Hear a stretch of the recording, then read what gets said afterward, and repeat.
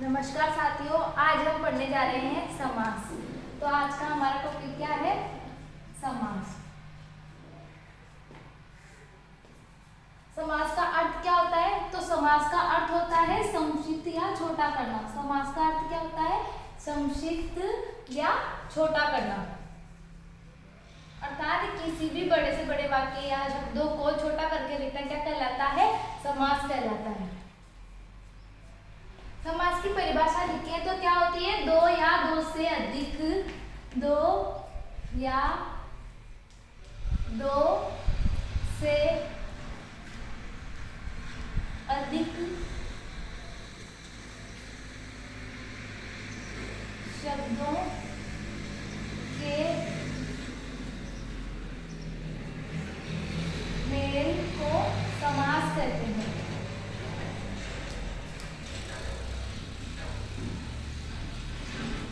दो या दो से अधिक शब्दों के मेल को समास कहते हैं। तो समास का अर्थ हो गया संक्षिप्त या छोटा करना, और समास की परिभाषा क्या हो गई?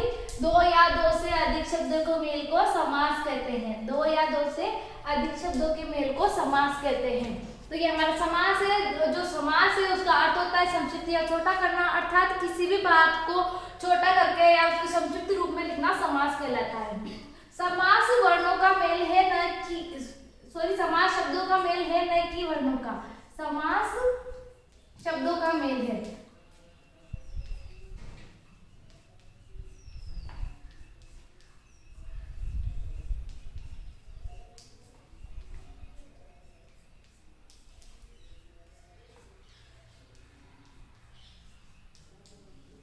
जो हमारा समास है वो क्या है? शब्दों का मेल है। समास शब्दों का मेल है न कि वर्णों का। वर्णों का मेल किसमें होता है? संधि में होता है। समास किसका मेल है? शब्दों का, न कि वर्णों का। अब समास में दो पद होते हैं। समास में कितने पद होते हैं? दो पद होते हैं, पूर्व पद या उत्तर पद। समास में दो पद होते हैं। पहले पद को पूर्व पद बोला जाता है और दूसरे पद को उत्तर पद या परपद बोला जाता है। अब आती है समास के प्रकार। तो समास कितने प्रकार के होते हैं? तो हमारे मूलतः समास जो है वो चार प्रकार के होते हैं। मूलतः समास चार प्रकार के होते हैं। और ऐसे पूछा जाए कि समास कितने प्रकार के होते हैं, तो वो समास 6 प्रकार के होते हैं। तो समास के प्रकार।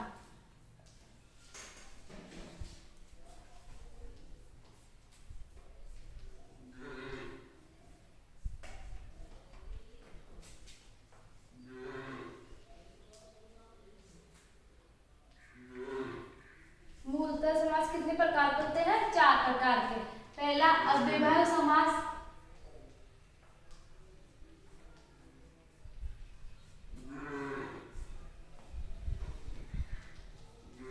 दूसरा द्वंद्व समास, तीसरा तत्पुरुष समास,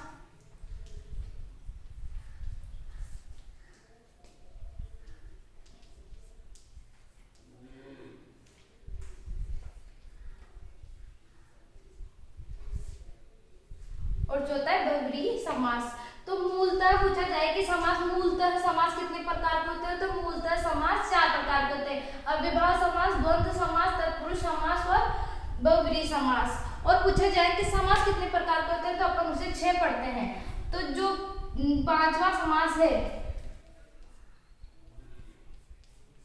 वो कौन सा है? द्विगु समास। द्विगु तत्पुरुष समास का ही एक भेद है। द्विगु समास व कर्मधारय समास। जो द्विगु व कर्मधारय समास है वह तत्पुरुष समास के ही भेद है। तो मूलतः समास 4 प्रकार के होते हैं, अव्ययभाव समास, द्वंद्व समास, तत्पुरुष समास और बहुव्रीहि समास। जो द्विगु समास है और कर्मधारय समास है, ये किसके भेद है? ये तत्पुरुष समास के भेद है। अब अपन एक एक समास को डिफाइन करके पढ़ते हैं। तो हमारा पहला समास क्या है? अव्ययभाव समास।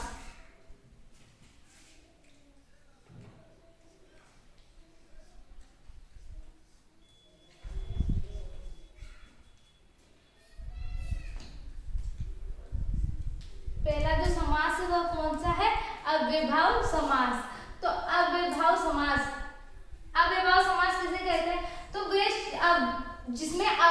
शब्द आते हैं। अब अव्यय किसे कहते हैं? तो अव्यय वे शब्द होते हैं जिन पर जो शब्द लिंग, वचन या काल के अनुसार परिवर्तित नहीं होते हैं। वे शब्द जो लिंग, वचन, काल के अनुसार परिवर्तित नहीं होते हैं क्या कहलाते हैं? अव्यय कहलाते हैं।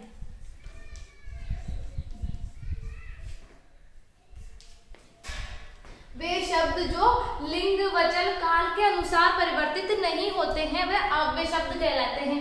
जैसे उदाहरण के लिए देखो प्रति। तो प्रति क्या है? एक शब्द है। अभी इसमें जो लिंग, वचन, काल के अनुसार इस शब्द पर कोई प्रभाव नहीं पड़ेगा। जैसे एक लड़का बोलेगा कि मैं आपके प्रति उत्तरदायी हूँ, तो वो भी यही बोलेगा। एक लड़की बोलेगी कि मैं इसके प्रति उत्तरदायी हूँ, इसके प्रति जिम्मेदार हूँ। तो वो जो प्रति शब्द है उस पर लिंग, वचन का कोई भी प्रभाव नहीं पड़ेगा। तो वे शब्द जिन पर लिंग, वचन, काल के अनुसार परिवर्तित नहीं होते हैं या लिंग, वचन, काल का जिन पर कोई प्रभाव नहीं पड़ता है वो क्या होते हैं? अव्यय शब्द कहलाते हैं। तो अव्ययभाव समास की डेफिनेशन का पहला जो है, इसमें पहला पद जो होता है वह क्या होता है? अव्यय होता है। पहला पद अव्यय होता है।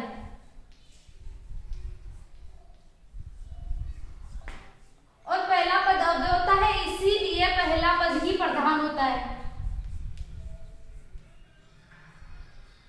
तो अव्ययभाव समास की डेफिनेशन क्या है कि इसमें पहला पद अव्यय होता है और अव्यय होने के कारण वह प्रधान होता है। तो इसमें पहला पद ही अव्यय होता है, पहला पद प्रधान होता है। उदाहरण के लिए देखें तो प्रतिदिन,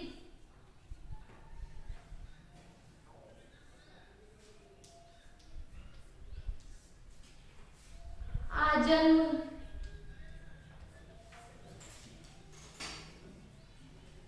यथाशक्ति। तो इन सब में प्रतिदिन, दिन दिन या प्रत्येक दिन, इसका समास विग्रह करें। प्रतिदिन का तो क्या बनेगा? दिन दिन या प्रत्येक दिन। आजन्म का तो जन्म,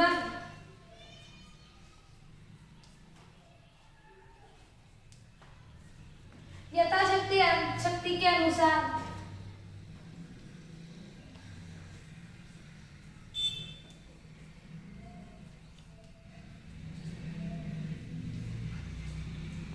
जो अव्ययभाव समास है इसकी एक विशेषता होती है कि इसमें उपसर्ग, पहला पद उपसर्ग होता है।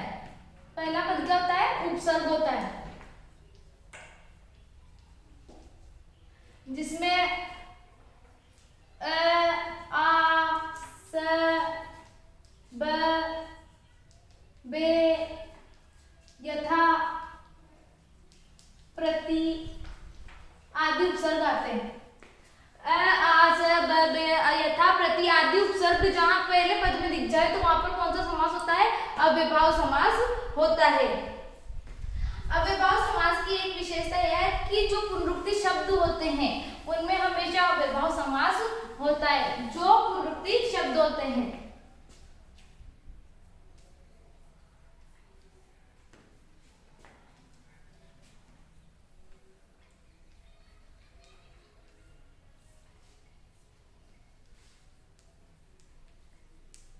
पुनरुक्ति शब्दों में हमेशा अव्ययभाव समास होता है।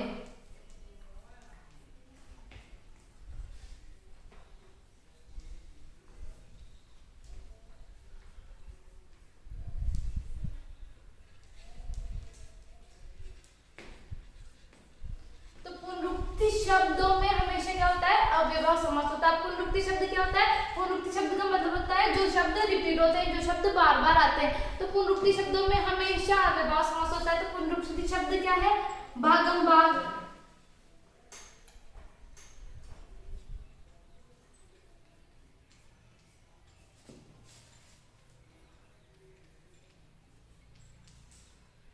रातों रात,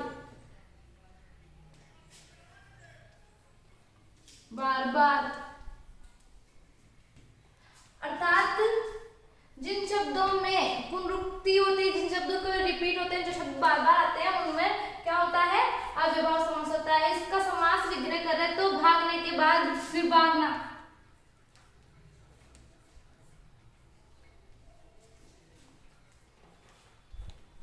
भागने के बाद भागना, रातों रात, रात ही रात में।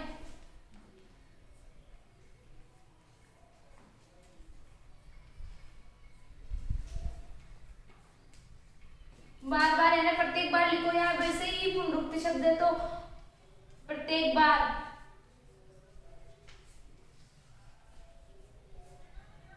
ये हमारा अविभाज्य समास है वो पूरा हो गया है। हम दूसरा समास पढ़ने जा रहे हैं। अब हम दूसरा समास पढ़ने जा रहे हैं। तो हमारा दूसरा समास कौन सा है? द्वंद्व समास। द्वंद्व समास, तो द्वंद्व समास जो है इसकी डेफिनेशन क्या है कि इसमें दोनों पद प्रधान होते हैं। इसमें दोनों पद प्रधान होते हैं। द्वंद्व समास में जो उत्तर पद होता है और जो पूर्व पद होता है, दोनों पद क्या होते हैं? प्रधान होते हैं। और द्वंद्व समास 3 प्रकार का होता है।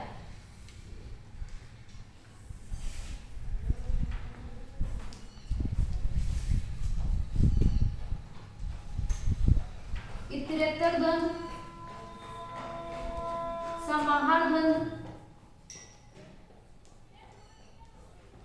और जो तीसरा द्वंद्व समास होता है वह वैकल्पिक द्वंद्व समास होता है।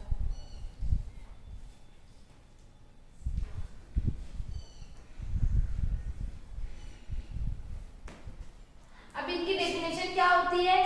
तो जो हमारे तीनों जो द्वंद्व समास है उसके 3 भेद होते हैं। इतरेत्तर द्वंद्व में क्या होता है कि इसमें ना और का लोप होता है। तो इसकी डेफिनेशन भी लिख लेना, इतरेत्तर द्वंद्व समास में और का लोप होता है। इतरेत्तर द्वंद्व समास में किसका लोप होता है? और का। जो समाहार द्वंद्व है इसमें किसका लोप होता है? इसमें समास विग्रह करने पर आदि आता है। इसमें समास विग्रह करने पर आदि शब्द आता है। और इसमें जो पद होता है वो सामासिक पद, उसका समास विग्रह करने पर और आता है, अर्थात इसमें और का लोप होता है। इसमें समाहार द्वंद्व जो होता है इसमें समास विग्रह करने पर आदि आता है। और जो वैकल्पिक द्वंद्व है, वैकल्पिक द्वंद्व समास में जो इसका समास विग्रह करते हैं तब या आता है। तो ये इन तीनों की डेफिनेशन है। इतरेत्तर द्वंद्व में और का लोप होता है, समाहार में आदि का होता है, वैकल्पिक द्वंद्व में या का लोप होता है। इनके उदाहरण देखें तो माता पिता,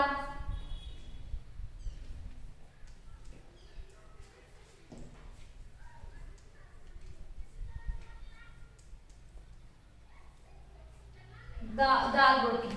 समाहार द्वंद्व में क्या होता है? आदि का लोप होता है, अर्थात इनके उदाहरण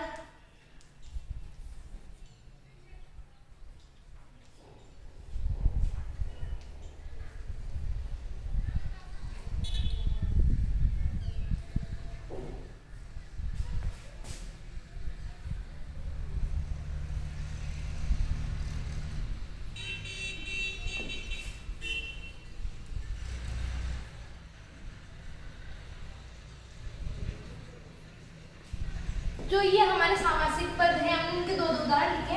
जो सामासिक पद हैं इनका समास विग्रह करेंगे तो इनका क्या बनेगा? माता और पिता। क्या बनेगा? माता और पिता। जो इतरेत्तर द्वंद्व है इसमें और का लोप होता है, तो इसमें जो माता पिता है इसका समास विग्रह करेंगे तो बनेगा माता और पिता। दाल रोटी का समास विग्रह करेंगे तो क्या बनेगा? दाल और रोटी। दाल और रोटी। इसी प्रकार अगर हम समाहार द्वंद्व में आए और समाहार द्वंद्व का जो उदाहरण है इसका समास विग्रह करेंगे तो इसका बनेगा बाल बच्चे आदि। अर्थात वह सिर्फ बाल बच्चे के मतलब कि सबके बारे में पूछ रहा है। चाल चलन तो इसमें पीछे लग जाएगा चाल चलन आदि। समास विग्रह करते समय इसमें चाल चलन आदि, अर्थात वह सिर्फ चाल चलन में उसके पूरे बैकग्राउंड के बारे में पूछ रहा है कि भाई चाल चलन कैसा है। तो जो इसमें वो आदि का लोप होता है इसमें वो उसके पूरे के बारे में पूछ रहा है। बाल बच्चे आदि, चाल चलन आदि। जो वैकल्पिक द्वंद्व है, वैकल्पिक द्वंद्व में या का लोप होता है और इसमें अगर हम समास विग्रह करेंगे तो क्या बनेगा? पाप या पुण्य। पाप या पुण्य। जो यहाँ पे बीच में जो डैश है इसका योजक चिन्ह है, इस योजक चिन्ह की जगह क्या आ जाएगा? पाप या पुण्य।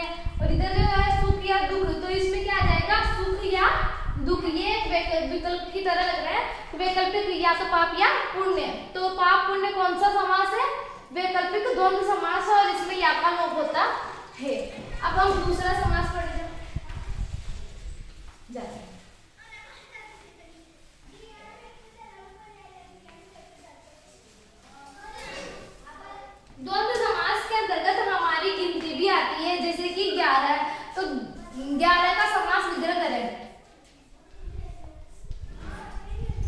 11, 24, अगर इनका समास विग्रह करें तो 10 और 1, 11 का समास विग्रह क्या होगा? 10 और 1। 24 है तो 24 का समास विग्रह क्या हो गया?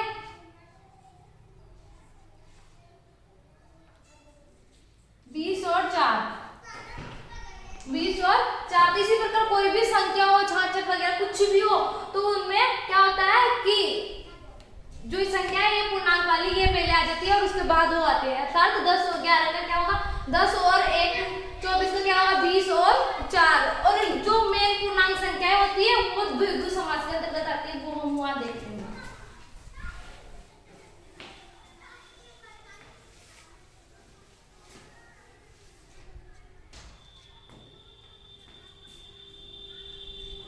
तीसरा हमारा समास है बहुव्रीहि समास।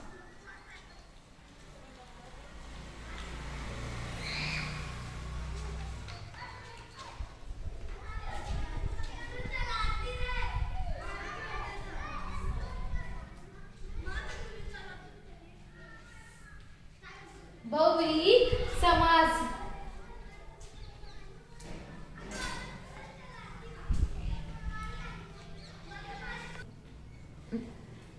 हमारा जो तीसरा समास है वह क्या है? बहुव्रीहि समास।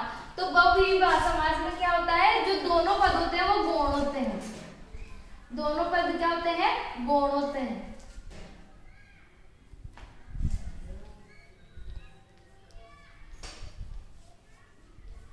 दोनों पद गौण होते हैं तथा जो कोई तीसरा ही पद होता है वो प्रधान होता है। तो बहुव्रीहि समास में क्या होता है? दोनों पद गौण होते हैं, वह जो तीसरा ही कोई तीसरा पद प्रधान होता है। जैसे कि लंबोदर, दशानन,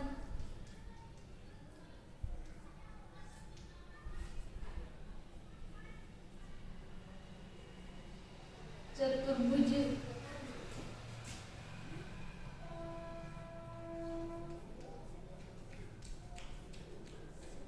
त्रिलोचन, वीणापाणी आदि। तो ये जो हमारे सामासिक पद हैं इनका हम समास विग्रह करेंगे। तो लंबोदर का समास क्या होगा? लंबा है उदर जिसका, लंबा है उदर जिसका, अर्थात वह कौन है? गणेश। लंबा है उदर जिसका अर्थात वह कौन है? गणेश। दशानन, दश आनन है जिसके, 10 सिर है जिसके, अर्थात वह कौन है? रावण। दश आनन है जिसके,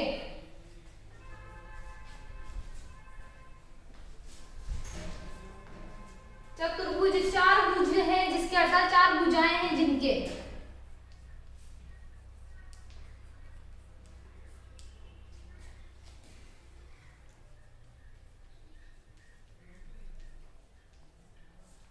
अर्थात वो कौन है? विष्णु। त्रिलोचन, 3 नेत्र हैं जिनके, या 3 लोचन है जिसके, लोचन यानी नेत्र होता है, अर्थात वो कौन है? शिव।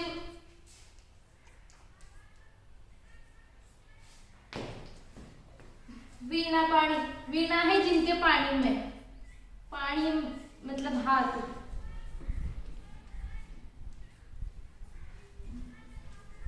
वीणा है जिनके पानी में या वीणा है जिनके हाथ में, वो कौन है? मां सरस्वती।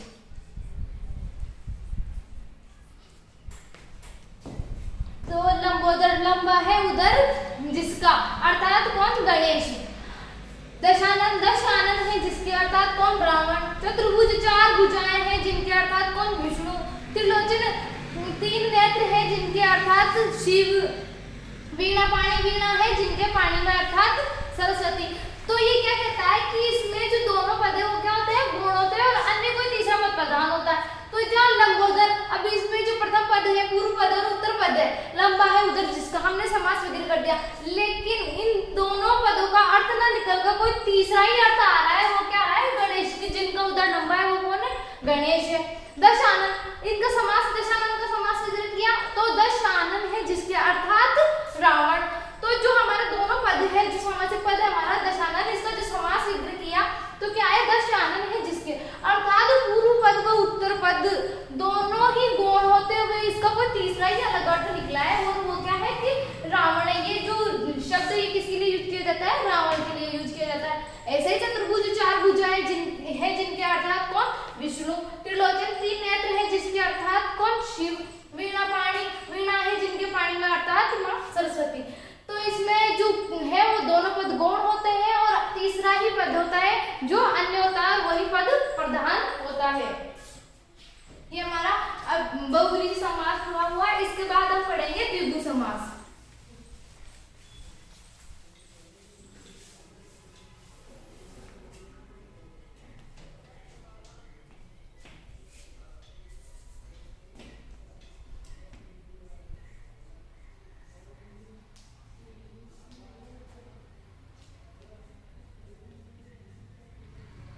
द्विगु समास, जो हमारा द्विगु समास है इसमें क्या होता है? पहला पद जो होता है द्विगु समास में पहला पद संख्यावाची होता है।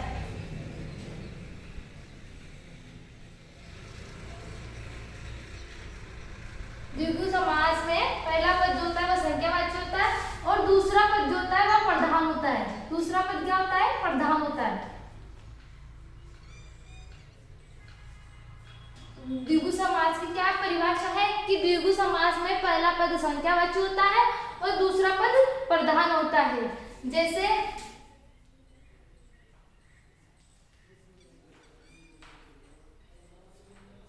चौराहा, सप्तऋषि, नवरात्रा, चौमासा। तो इनमें क्या है? जो पहला पद है वो क्या है? संख्यावाची है। पहला पद क्या है इनमें? संख्यावाची। जो ये सामासिक पद इनका समास विग्रह करें तो चौराहे का समास विग्रह क्या होगा? चार राहों का समूह। तो जो हमारा द्विगु समास है इसकी डेफिनेशन क्या है? कि पहला पद संख्यावाची होता है, दूसरा पद प्रधान होता है, लेकिन इसके जो उदाहरण होते हैं वो क्या? समूह का बोध कराते हैं। किसका बोध कराते हैं? समूह का बोध कराते हैं। जैसे कि सप्तऋषि, तो सात ऋषियों का समूह,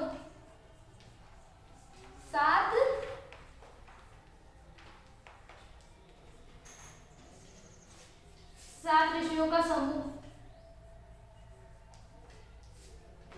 नवरात्रा, नौ रातों का समूह।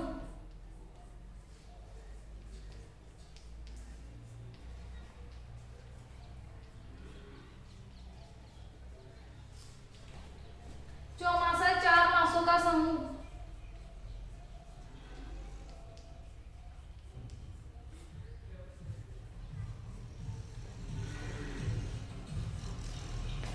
तो जो हमारा द्विगु समास है इसको उदाहरण चौराहा, तो चार राहों का समूह। चार राहों का समूह अर्थात ये क्या? एक समूह का बोध कराना है। पहला पद संख्यावाची है और जो दूसरा पद प्रधान होता है क्या? राह है। अर्थात समूह तो है लेकिन किसका समूह है? राहों का, रास्तों का समूह है। तो जो दूसरा पद होता है ये क्या होता है? प्रधान होता है। पहला पद संख्यावाची होता है और ये सब एक समूह का बोध कराते हैं। चौराहा, चार राहों का समूह। सप्तऋषि, सात ऋषियों का समूह, एक ऋषि, सात ऋषियों के समूह का बोध कराना है। नवरात्रा, नौ रातों का समूह। चौमासा, चार मासों का समूह। इसमें कभी कभी क्या होता है कि दूसरा पद जो होता है ना वो संख्यावाची होता है। कभी कभी इसमें जो दूसरा पद होता है वो संख्यावाची होता है।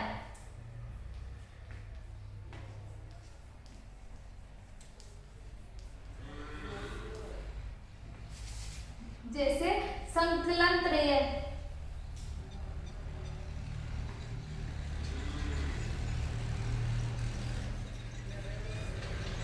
पक्षद्वय,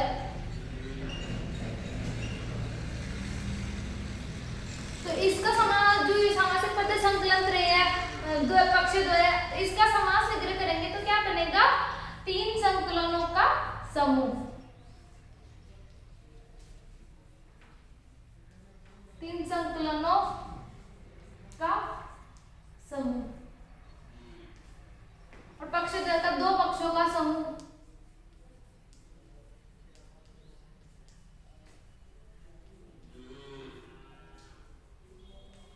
दो पक्षों का समूह। तो इसमें क्या है, एक नोट आप लिख सकते हैं कि इसमें कभी कभी जो क्या होता है, जो दूसरा पद होता है वो संख्यावाचक होती है। जनरली क्या होता है कि पहला पद संख्यावाचक होता है और दूसरा पद प्रधान होता है, लेकिन कभी कभी अपवादवश दूसरा पद संख्यावाचक होता है, जैसे कि संकलन रहे। यहाँ पर दूसरा जो पद है वह संख्यावाची है। पक्षद्वय जो ये दूसरा पद है यह संख्यावाची है। तीसरा नोट इसमें यह है कि जो हमारी संख्याएं होती है,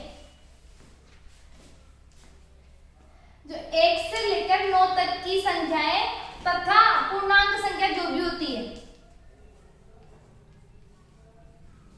तथा पूर्णांक संख्याएं 10, 20, 30 जो भी पूर्णांक संख्या होती है उनमें क्या होता है, द्विगु समास होता है। 1 से लेकर 9 जो कि डबल संख्या नहीं होती है। अगर 11 होता तो अपन ने पढ़ा है 11 में क्या द्वंद्व समास होता है। तो ऐसे ही 1 से लेकर 9 तक की जो सिंगल संख्याएं होती है और जो पूर्णांक संख्या 10, 20, 30, 40, 50 जो भी होती है उनमें क्या होता है, द्विगु समास होता है। और बाकी की जो शेष संख्याएं उनमें द्वंद्व समास होता है। उनमें क्या होता है, द्वंद्व समास होता है। अब हम चौथा समास पढ़ेंगे।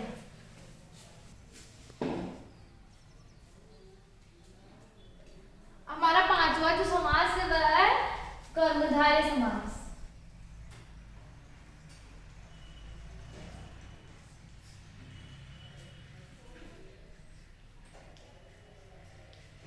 कर्मधारय समास में क्या होता है कि एक पद विशेष होता है तथा दूसरा पद उसकी विशेषता बताता है, अर्थात दूसरा पद क्या होता है, विशेषण होता है। तो इसमें कई कई पर उपयोग मान के भी शब्द आते हैं। तो जो कर्मधारय समास है इसकी परिभाषा क्या है कि इसमें एक पद विशेष होता है और दूसरा विशेषण होता है, अर्थात एक पद की विशेषता दूसरा पद बताता है। जो दूसरा पद होता है वो है एक पद की विशेषता बताता है। जैसे कि महात्मा,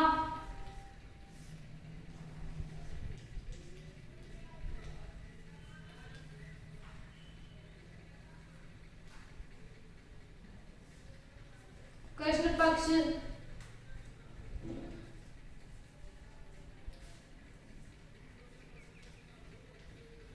नीलकंठ,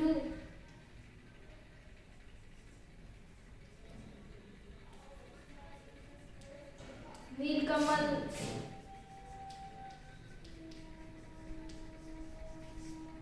चंद्रमुखी,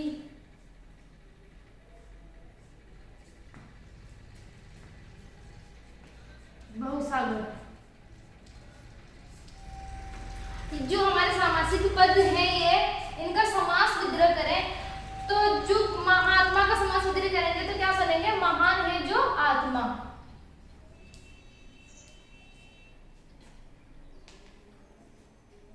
महान है जो आत्मा। महान है जो आत्मा। कृष्ण पक्ष, काला है जो पक्ष।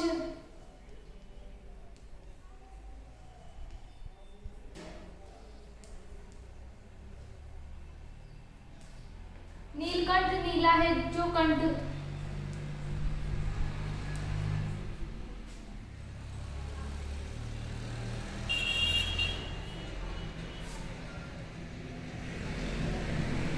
नीला है जो कमल।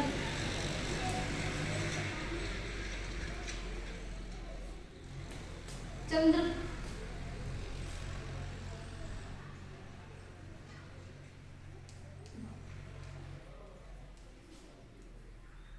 चंद्र के समान मुख वाली।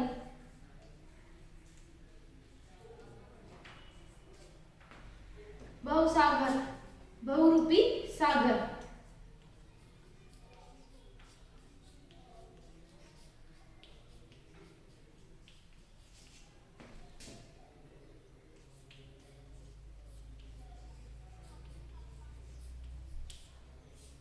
विद्याधन, विद्यारूपी धन।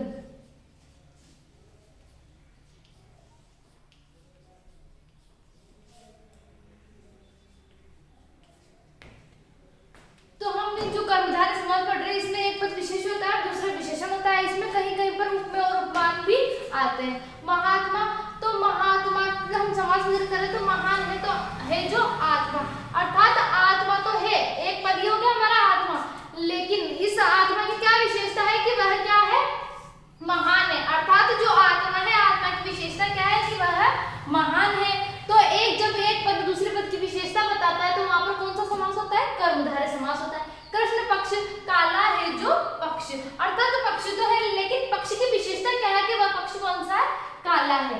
पक्ष की विशेषता क्या है कि वह काला है। नीला है जो कंठ, अर्थात जो कंठ है उसकी विशेषता क्या है कि वह नीला है। यह उदाहरण बहुव्रीहि समास में भी आता है, नीलकंठ, लेकिन हमने यहाँ पे इसका समास उधर क्या किया है, नीला है जो कंठ, अर्थात जो हमारा कंठ है इसकी विशेषता क्या है कि यह नीला है। और बहुव्रीहि समास में इसकी तुलना कैसे की जाती है, नीला है कंठ जिसका, अर्थात शिव, तो उसमें तीसरा ही अलग अर्थ निकलता है। यदि कर्मधारय समास और बहुव्रीहि समास में दोनों एक साथ पूछे जाते हैं तो प्राथमिकता बहुव्रीहि समास को दी जाती है क्योंकि इसका तीसरा अर्थ निकलता है। नीला है कंठ जिसका, अर्थात कौन, शिव। लेकिन जो हमारा कर्मधारय समास है इसमें हम सिर्फ कंठ की विशेषता बताएंगे कि कंठ तो है लेकिन वह कैसा है, नीला है। कंठ की विशेषता क्या है कि वह नीला है। और यदि बहुव्रीहि समास में पूछा जाए यही उदाहरण तो नीला है कंठ जिसका, अर्थात कौन, शिव। और दोनों में पूछा जाए ये उदाहरण देकर पूछा जाए तो कर्मधारय समास की अपेक्षा बहुव्रीहि समास को प्राथमिकता दी जाएगी। जैसे कि घनश्याम, काला है जो श्याम, अर्थात कि श्री कृष्ण। और इसमें भी माना जाता है कि श्याम तो है लेकिन उसकी जो घन तो है लेकिन उसकी विशेषता क्या है कि वह काला है। तो इसी प्रकार घनश्याम में कर्मधारय समास भी है और बहुव्रीहि समास भी है। नीलकमल, नीला है जो कमल, अर्थात कमल तो है लेकिन कमल की विशेषता क्या है कि वह नीला है। चंद्रमुखी, चंद्र के समान मुख वाली, अर्थात जो मुख है उसकी विशेषता क्या है कि वह चंद्र के समान है। इसमें चंद्र से उसकी तुलना की जा रही है। भवसागर, भव रूपी सागर, अर्थात जो भव है, संसार है, उसे किसकी उपमा दी है, सागर की। इसमें उपमेय उपमान माना गया है, जिससे उपमा की तुलना की जाए वह उपमान होता है और जिसकी की जाए वह उपमेय होता है। विद्याधर, विद्या रूपी धन। तो यह हमारा कर्मधारय जो समास है वह पूरा हुआ। अब हमारा अंतिम समास बचता है तत्पुरुष समास।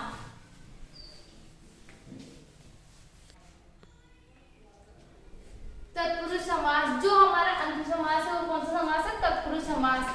तत्पुरुष समास में क्या होता है, कारक चिन्हों का लोप होता है, कारक चिन्हों का लोप होता है।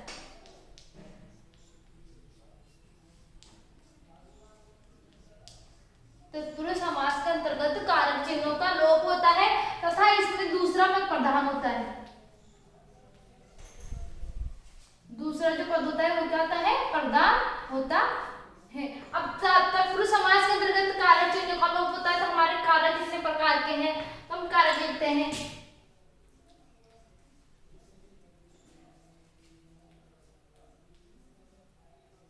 कर्ता ने कर्म को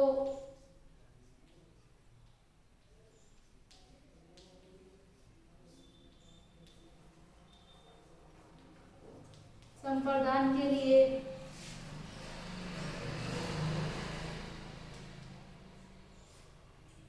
अपादान से अलग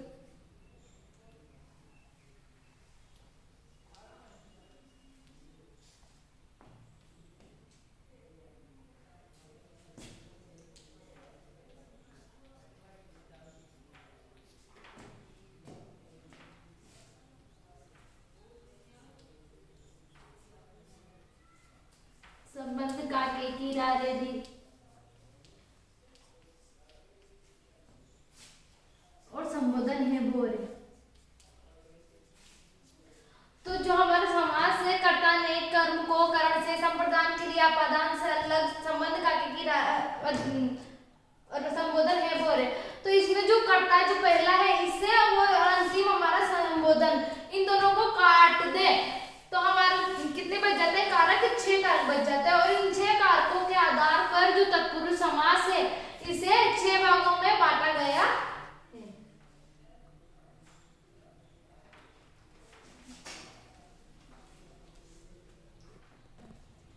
तो जो तत्पुरुष समास है उसे 6 कारक के आधार पर 6 भागों में बांटा गया है। कर्म तत्पुरुष समास, कर्म तत्पुरुष समास, संप्रदान संबंध तत्पुरुष समास का अधिकरण तत्पुरुष समास। अब हम पहला पढ़ते हैं कर्म तत्पुरुष समास। तो कर्म तत्पुरुष समास के अंतर्गत क्या होता है, जो को कारक चिन्ह है इसका लोप होता है। कारण जो कर्म तत्पुरुष समास है इसके अंतर्गत क्या होता है, को का लोप होता है। जैसे कि ग्रामगत, स्वर्ग प्राप्त,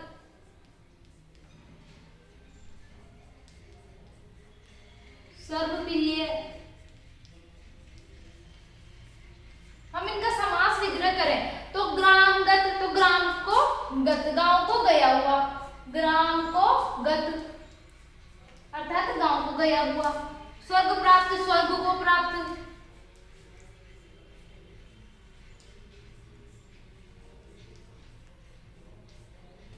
सर्वप्रिय, सबको प्रिय।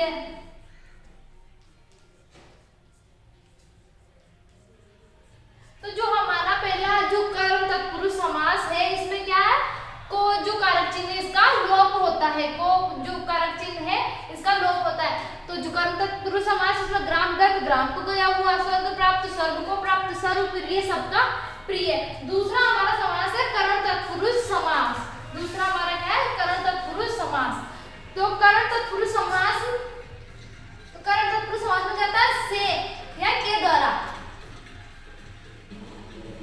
इसमें किसका जो कारक चिन्ह है से के द्वारा का लोप होता है। इसके उदाहरण देखें तो हस्तलिखित,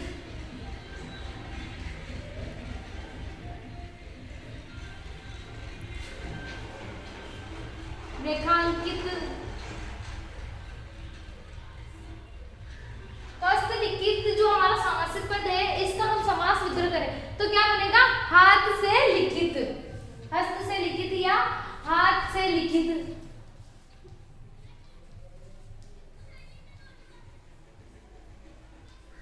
रेखांकित, रेखा के द्वारा अंकित।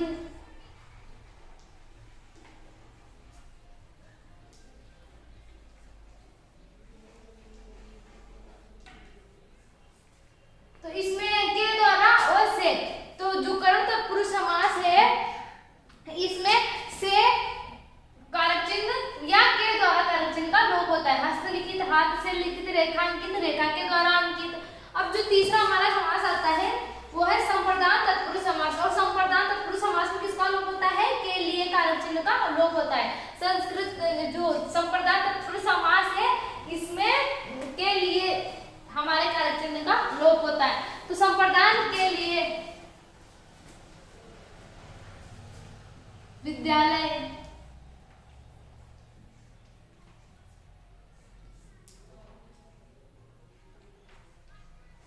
गौशाला,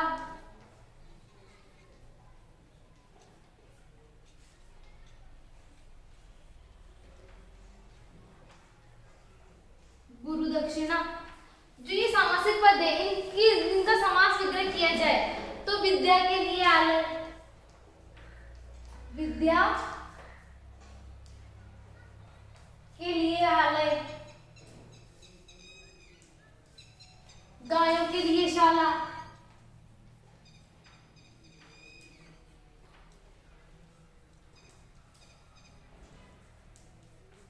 गुरु के लिए दक्षिणा।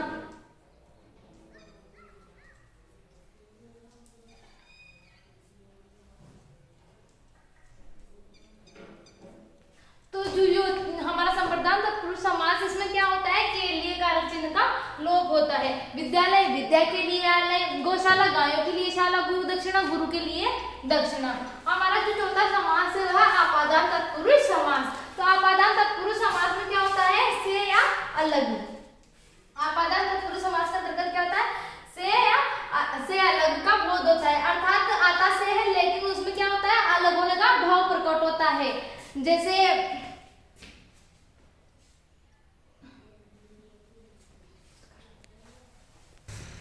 तो हमारा चौथा जो समास है क्या, आपादान तत्पुरुष समास। तो आपादान तत्पुरुष समास को उदाहरण देखें तो देश निकाला,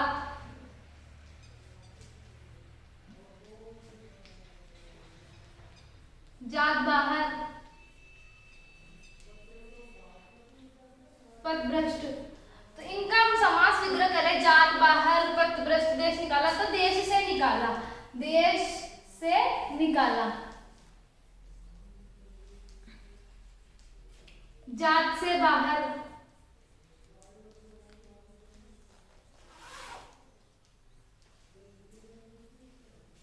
पद से भ्रष्ट,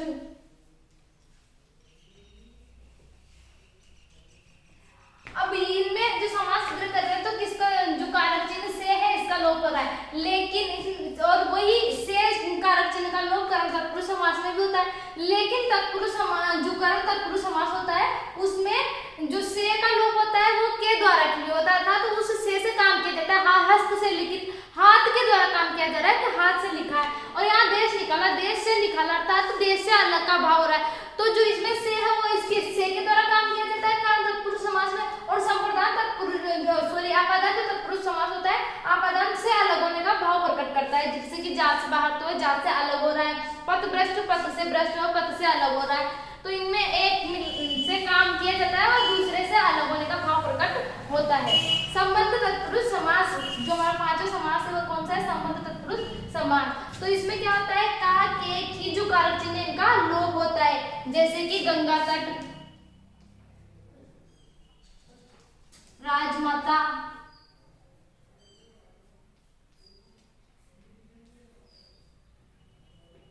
राजकुमार, तो गंगा तट, गंगा का तट, तट तो है लेकिन कौन सा है, गंगा का, अर्थात उसका संबंध किससे है, तट का संबंध किससे है, गंगा से है। राजमाता राजा की माता, तो जो गंगा तट है वह गंगा का तट, गंगा तट का समास विग्रह करें तो गंगा का तट, अर्थात जो तट है लेकिन उसका संबंध क्या है कि वह गंगा का तट है, उसका संबंध किससे है कि गंगा नदी से है। राजमाता राजा की माता, अर्थात माता तो लेकिन किसकी है, राजा की, उसका माता का संबंध किससे है, राजा से, कि वह राजा की माता है। राजकुमार राजा का कुमार अर्थात राजा का बेटा, तो इसमें जो का की का अर्थात का के की शब्द आदि कारक चिन्हों का लोप होता है संबंध तत्पुरुष समास के अंतर्गत।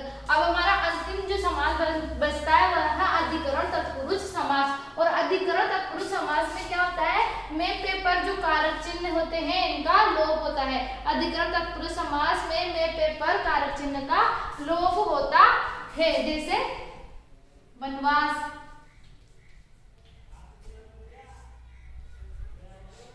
जलमग्न,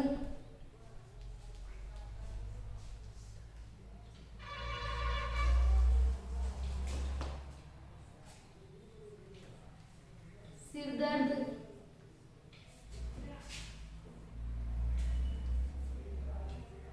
उटपटांग,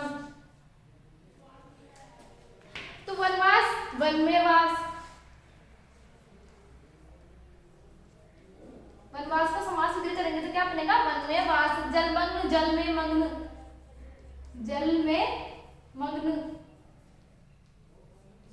सिर दर्द, सिर में दर्द।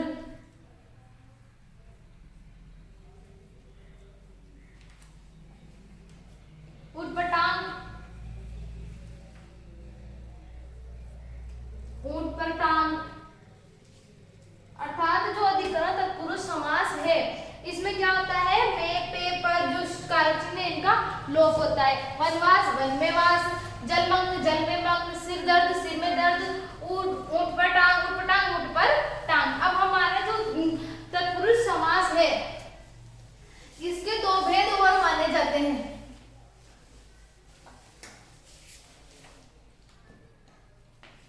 तत्पुरुष समास के दो भेद और माने जाते हैं, लुप्त पद तत्पुरुष समास और न्याय तत्पुरुष समास। तो लुप्त पद तत्पुरुष समास का अंतर्गत क्या होता है, पद का लुप्त होता है, जैसे कि रेलगाड़ी,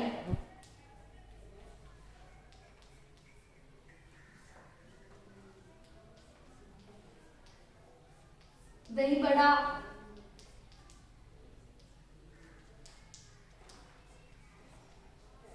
पवन चक्की। अगर हम इनका समास विग्रह करें तो क्या बनेगा, रेल पर चलने वाली गाड़ी, रेल पर चलने वाली गाड़ी, रेल पर चलने वाली गाड़ी। दही बड़ा, दही में डूबा हुआ बड़ा,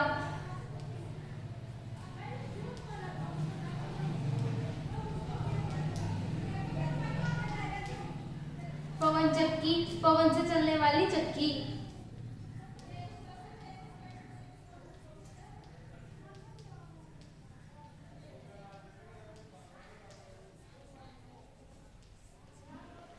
तो रेल पर चलने वाली गाड़ी, और हम क्या बोलते हैं, रेलगाड़ी। तो हम तो बोलते हैं रेल और गाड़ी। जो पद पर चलने वाली है ये क्या है, लुप्त पद है। क्या है ये, लुप्त पद। पर चलने वाली जो है, हमने इस पद को लोपित करके क्या बनाते हैं, शॉर्ट रेल गाड़ी। दही बड़ा, तो दही बड़ा का समास सुदृढ़ करेंगे तो क्या बनेगा, दही में डूबा हुआ बड़ा। तो दही में डूबा हुआ हम बोलते क्या है, दही बड़ा। तो मैं डूबा हुआ, मैं डूबा हुआ को पद को लोपित करके हम क्या बोलते हैं, दही बड़ा। पवन चक्की, तो पवन से चलने वाली चक्की। तो इसमें से चलने वाली जो पद है, इस पद को हम क्या करते हैं, लोप करके इस पद का बनाते हैं पवन चक्की। और हमारा अंतिम जो बच्चा समास है, इस समास के अंतर्गत समास के अंतर्गत आते हैं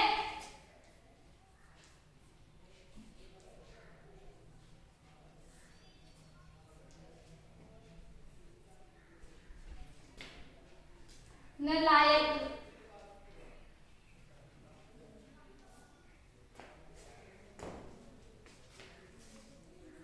अजर, अमर, न बूढ़ा होने वाला,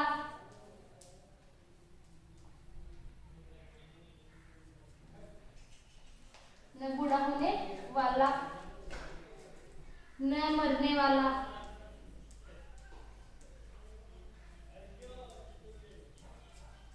अर्थात इसमें जो पहले जो शब्द होते हैं वो अधिकतर होते हैं, और इसमें सारे आंसर देखे आते हैं, न लायक, न बूढ़ा होने वाला, न मरने वाला।